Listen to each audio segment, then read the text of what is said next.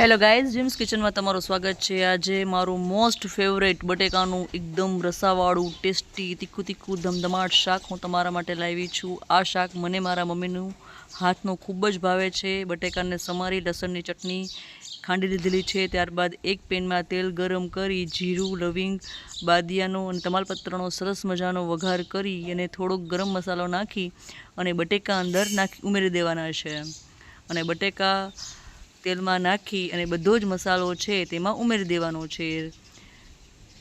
તમે જોઈ શકો છો મીઠું છે એ સ્વાદ મુજબ તમારે નાખવાનું છે। ત્યારબાદ લસણની ચટણી પણ તેમાં ઉમેરી દેવાની છે। આ શાક ખાવામાં ખૂબ જ ટેસ્ટી થાય છે અને આ શાક મને ખૂબ જ ભાવે છે। તો મિત્રો, તમે આ રીતે આ શાક બનાવવાની કોશિશ કરજો, ખૂબ જ મજા આવશે।